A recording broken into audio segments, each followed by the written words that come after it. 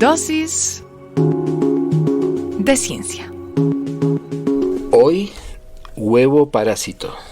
Hoy nos encontramos en otra dosis de ciencia con el profe Mario Vázquez, como es habitual, que nos acompaña los martes durante unos minutos para sorprendernos, contrapreguntarnos, también para enredarnos, pero al final salimos con algo de conocimiento. Profe Mario Vázquez, ¿cómo ha estado?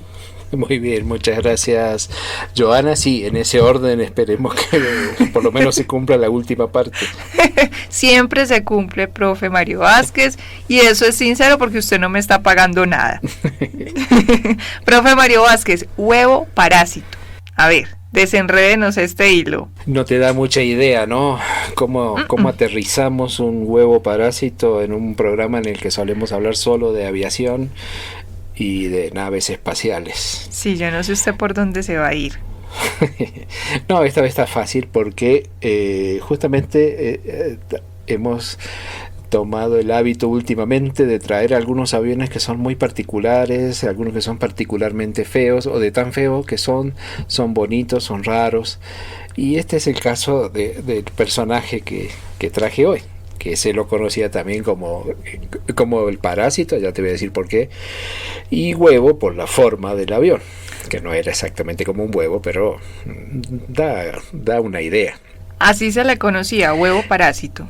Sí, pero tiene un nombre. El avión como tal ya te lo voy a presentar, te voy a dar la introducción, por qué, a quién se le ocurrió hacer este avión y por qué. Esto tiene que ver allá por cuando estábamos hablando de la Guerra Fría, luego de la Segunda Guerra Mundial.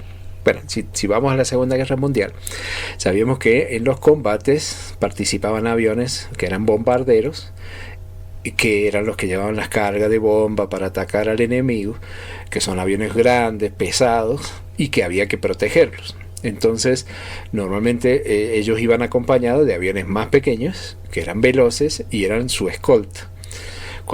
Eso era la Segunda Guerra Mundial, pero ya cuando nos metemos en la Guerra Fría, se siguen construyendo aviones cada vez más poderosos para tratar de llegar cada vez más lejos, particularmente llegar de Rusia a Estados Unidos y viceversa. Pero en el caso del personaje que traje hoy tiene que ver con Estados Unidos. Entonces hacían bombarderos muy poderosos que podían llevar bombas atómicas y todo eso. Llegaban muy lejos, pero eran, al ser tan pesados, muy difíciles de proteger. Lo que no había eran aviones pequeños suficientemente con suficiente autonomía para poder acompañarlos.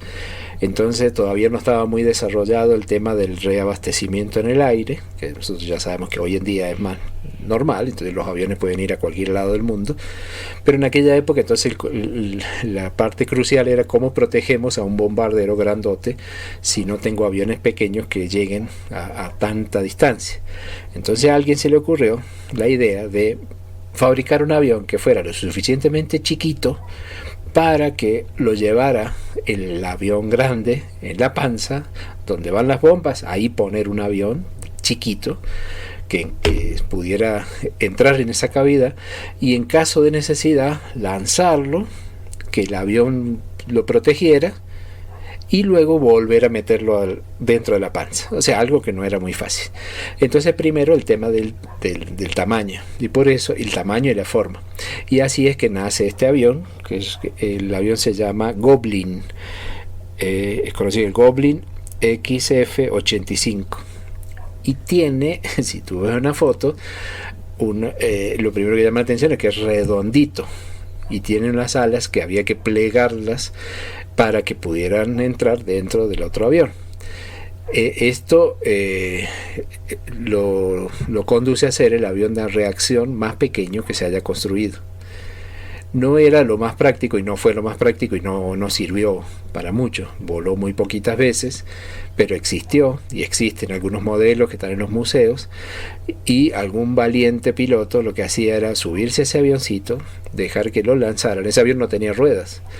Entonces, luego de volar y hacer sus vueltas, tenía que regresar a su avión madre y con un gancho embocarle a un trapecio que le ponían.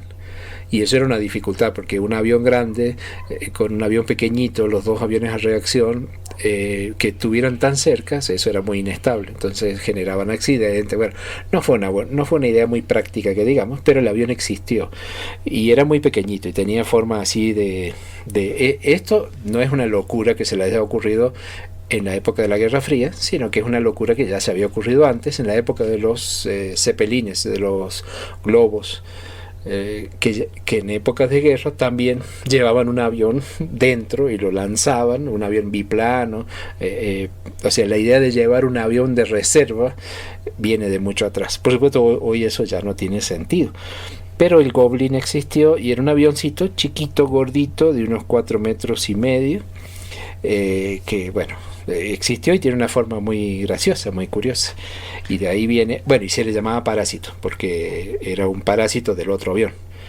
Así que ahí cumplía con los dos nombres. Pero un parásito que le ayudaba al otro, ¿no? Porque finalmente estaba ahí para ayudarlo, no era que fuera totalmente recostado, que es como entendemos nosotros el término de parásito.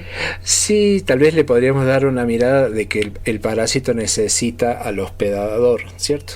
Este avión también solo no podía volar, lo tenían que lanzar y tenía que regresar al mismo punto, no podía valerse por sí mismo, no podía aterrizar, salvo que en algún accidente que no se pudo enganchar, tuvo que aterrizar en un lago congelado con un patín, pero no estaba preparado para ser un avión normal, necesitaba a su hospedador. Pero sí, el término ese parásito nosotros siempre lo miramos con esa mala cara. Profe, ¿y este huevo parásito, este avión, está expuesto en algún museo en el mundo o desapareció todo lo que era él y nos quedan solo las foticos que encontramos en internet? No, he leído justamente en internet que no he tenido el gusto de conocer el Goblin, pero que está expuesto en algunos museos de Estados Unidos. Ahí le queda la tarea. En el próximo viaje me lo apunto. Ahora nos vamos con el dato curioso. Psst, psst, atiende, aprende y sorprende. Aquí va el dato curioso. Bueno, como hablamos de parásitos, tú pensarás que voy a hablar de parásitos, pero no voy a hablar de parásitos, voy a hablar más bien de los huevos. Porque usted siempre le gusta llevar la contraria. Nada más que por eso, es el placer que tenemos. ¿Y qué se puede decir del huevo? Muchas cosas. De los huevos, tienen desde el punto de vista químico, es un sistema muy, muy curioso, muy interesante. Cada parte que constituye lo que nosotros desayunamos a la mañana. Pero, por ejemplo, una parte que es muy importante para el huevo y que tiene una potencial uso interesante y que es un desecho, es la cáscara de huevo. La cáscara de huevo, que nosotros la vemos como si fuera una plaquita sólida, de hecho es sólida, la tocamos, pero no nos damos cuenta que es muy porosa. La cáscara tiene minerales. Sabemos que es una buena fuente de carbonato de calcio, carbonato de magnesio en menor medida y fosfato de calcio en menor medida. O sea que fundamentalmente es carbonato de calcio. La cáscara tiene un poquito de agua, tiene un 95% son minerales, pero tiene un 3.3% de materia orgánica que se bota y que pudiera ser, en algunos laboratorios se trabaja tratando de obtener productos de valor de esa partecita orgánica, porque son compuestos orgánicos que normalmente se van a la basura y se descomponen, ¿no?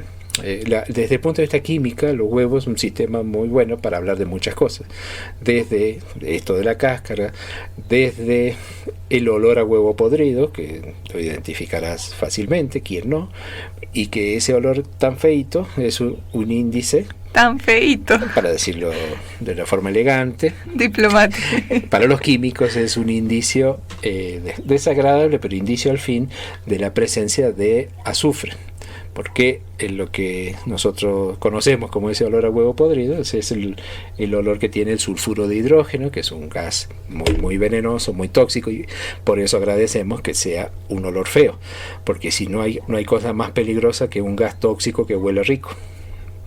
Un gas tóxico que huele feo es una buena medida de seguridad para nosotros. O que no huela. O que no huele. Entonces, agradezcamos que huele. Pero siempre que olemos a eso, a huevo podrido, ya sabes, tú dices, ahí hay azufre. Porque se descomponen unas proteínas que tienen azufre, se unen al hidrógeno y se va al aire, y eso es lo que nosotros olemos.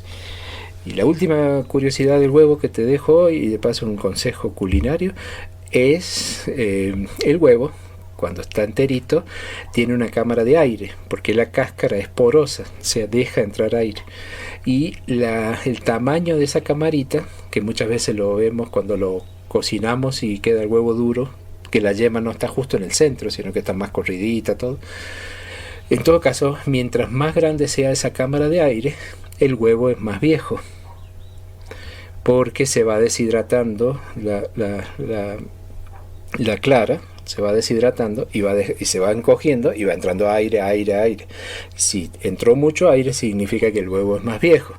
Y esa es la razón, ya que me lo preguntas, que si lo pones en agua, un huevo, algunos flotan y otros se van al fondo. Nosotros esperaríamos que se vayan al fondo, porque si flotan es porque tiene mucho aire, y si tiene aire es porque está más viejo. Y porque posiblemente ya al destaparlo nos va a oler a azufre. A sulfuro de hidrógeno. Ay, bueno, sí, el profe Mario Vázquez no puede dejar que esta pobre mortal diga que es azufre. Bueno, ahí tenemos esos 3 datos curiosos sobre el huevo, que no sabía profe Mario Vázquez que esa cascarita uno creería que es compacta y que no deja entrar nada, nada, y vea usted con lo que nos sale el día de hoy. Eso es solamente los que son de chocolate o los de plástico, pero el huevo es poroso. Bueno, profe Mario Vázquez, como siempre, muchísimas gracias. Gracias a ti.